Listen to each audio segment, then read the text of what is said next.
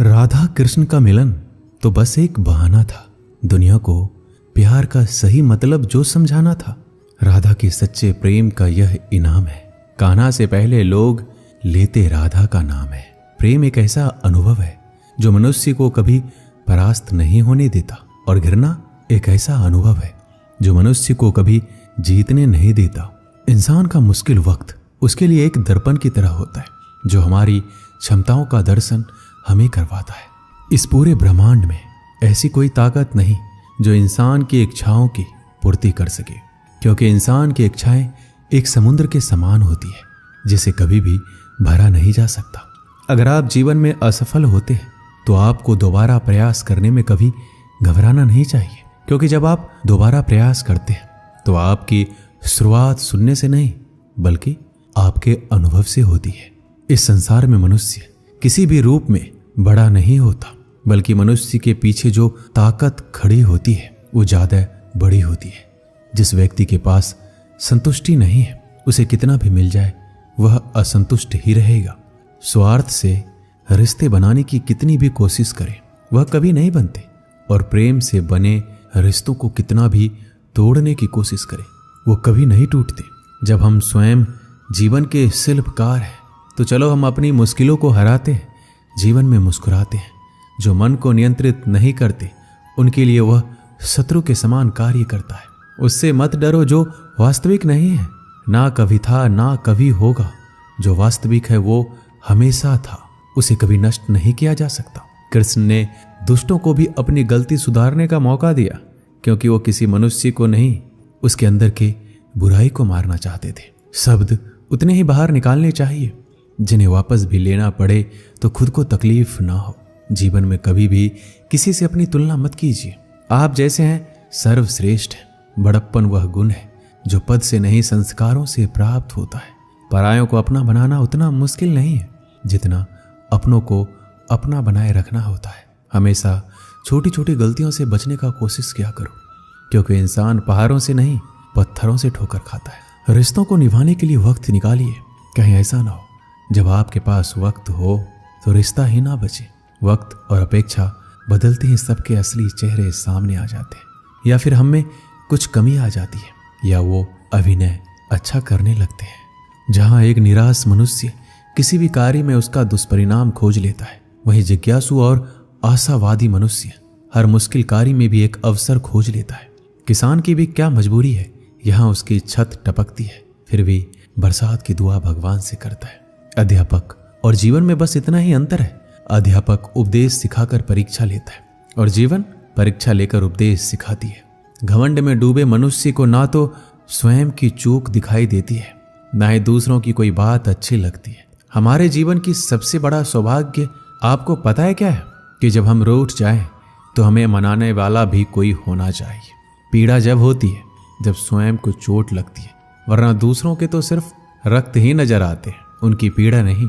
संसार को समझने से पहले स्वयं को कठोर कर लो, नहीं तो ये संसार कुचल के रख देगा आपकी हिम्मत को। सुगंध से हमारे कपड़ों का महकना कोई बड़ी बात नहीं है।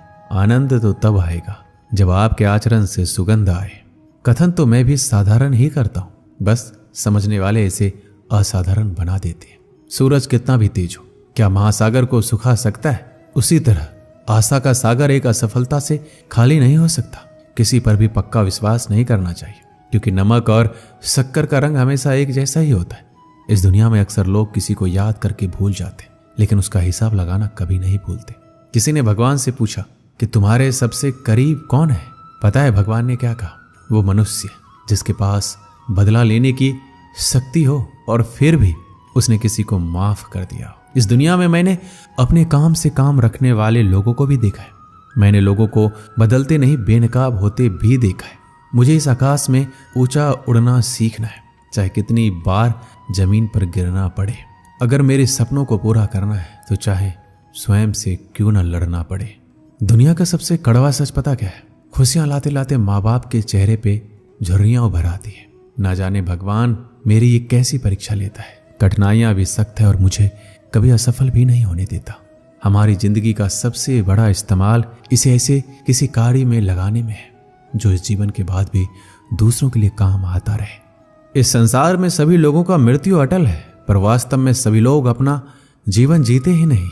मनुष्य कहता है जीवन मिला है अपने तरीके से जीने के लिए, लेकिन वही मनुष्य सुबह होते ही किसी और के रास्ते से जीने चले जाता है। कठिनाइयों ने जो सबक मुझे सिखाया है, वो सबक एक एक शब्द मुझे हमेशा याद रहते हैं। अगर आप कामयाब नहीं हो रहे तो आपको जरूरत है अपने स्वभाव को बदलने की। हमारे जीवन में बुरे मनुष्य हमेशा अच्छा सबक सिखा कर जाते हैं।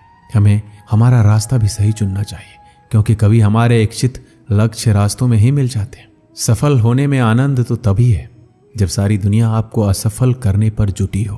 क्या आप जानते हैं, इस संसार में सच्चे मनुष्य को हमेशा झूठे मनुष्य से अक्सर ज्यादा सफाई देनी पड़ती है। जिंदगी में वक्त हर बुरे वक्त को जरूर बदल देता है, बस अच्छा वक्त आने के लिए थोड़ा समय चाहिए। गर्व ना करना कभी अपनी जिंदगी में, किस्मत हमेशा बदलती रहती है, आईना वही रहता है, बस उसमें आकृति बदलती रहती है। इस जिंदगी में हमेशा एक बात याद रखना, मित्रता और आशीर्वाद में बस अपना मन साफ रखना।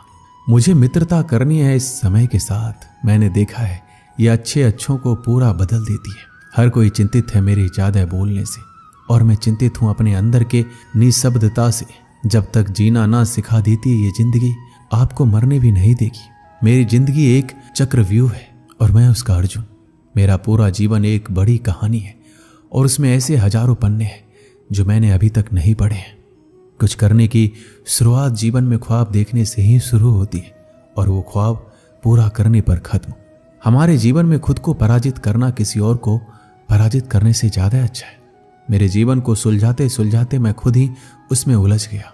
अपनी मुसीबतों का कारण किसी दूसरों को मानने से आपकी मुसीबतें कभी कम नहीं हो सकती। अगर आप खुद को जिंदा मनुष्य समझते हो तो हमेशा गलत का प्रतिकार करना सीखो, क्योंकि सागर के लहरों के साथ लाशें बहा करती है, कुशल तैराक नहीं। जीवन में सदा काम करते रहने की आदत ही आपको सफल इंसान बना सकती है। जीवन के कुछ अच्छे पल आप अपने और अपनों के साथ गुजार लीजिए। क्या पता आपको फिर ये पल मिले या ना मिले। सफलता पाने के लिए एक रात काफी नहीं, इसे पाने के लिए बहुत रातों को जागना पड़ता है। जीवन में होने वाली गलतियों का उद्देश्य आपको बिगाड़ना नहीं, सुधारना होता है। ये जीवन के मायने हमें असली संसार के अनुभव सिखलाती है। जब आपके जीवन के चारों ओर हताश और निराशा हो, जब दुखों ने आपको हर जगह से घेर रखा हो, तब आप सच्चे मन से कृष्ण जी के नाम का दीपक जलाना और अपना सब हाल श्री कृष्ण को सुना देना।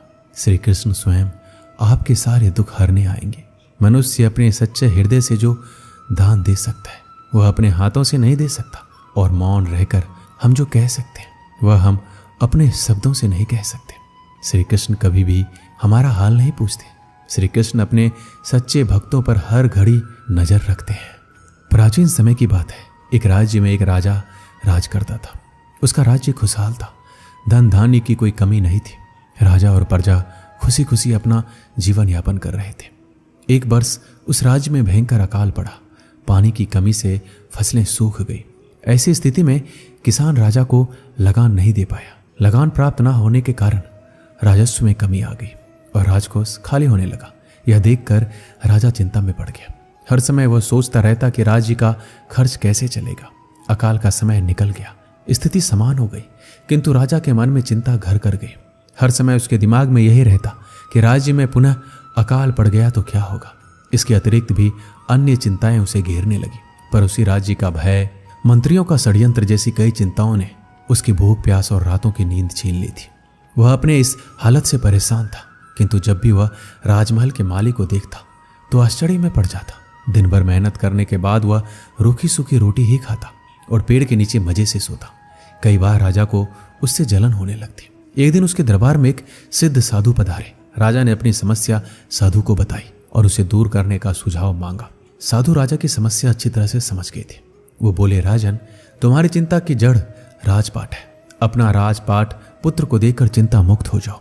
इस पर राजा बोला, गुरुवर, मेरा पुत्र मात्र 5 वर्ष का है, वह अबोध बालक राजपाट कैसे संभालेगा। साधु बोले, तो फिर ऐसा करो, अपनी चिंता का भार तुम मुझे सौंप दो। राजा तैयार हो गया और अपनी राजपाट साधु को सौंप दिया। इसके बाद साधु ने पूछा, अब तुम क्या करोगे। राजा बोला, सोचता हूं कि अब कोई व्यवसाय कर लो, लेकिन उसके लिए धन की व्यवस्था कैसे करोगे। अब तो राजपाट मेरा है, राजकोष के धन पर भी मेरा अधिकार है। राजा ने उत्तर दिया, तो मैं कोई नौकरी कर लूंगा। तब साधु ने कहा, यह ठीक है, लेकिन यदि तुम्हें नौकरी ही करनी है तो कहीं और जाने की आवश्यकता नहीं है, यही नौकरी कर लो। मैं तो साधु हूं, मैं अपनी कुटिया में रहूंगा, राजमहल में ही रहकर मेरी ओर से तुम ये राजपाट संभालना। राजा ने साधु की बात मान ली और साधु की नौकरी करते हुए राजपाट संभालने लगा। साधु अपनी कुटिया में चले गए। कुछ दिन बाद साधु पुनः राजमहल आए और राजा से पूछा, कहो राजन, अब तुम्हें भूख लगती है या नहीं? तुम्हारी नींद का क्या हाल है? राजा ने कहा, गुरुवर, अब तो मैं खूब खाता हूं और गहरी नींद सोता हूं। पहले भी मैं राजपाट का कार्य करता था, अब भी करता हूं।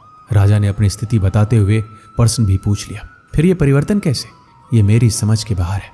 साधु मुस्कुराते हुए बोले, राजन, पहले तुमने काम को बोझ बना लिया था और उस बोझ को हर समय अपने मानस पटल पर ढोया करते थे, किंतु राजपाट मुझे सौंपने के उपरांत तुम समस्त कार्य अपना कर्तव्य समझकर करते हो, इसलिए चिंता मुक्त हो।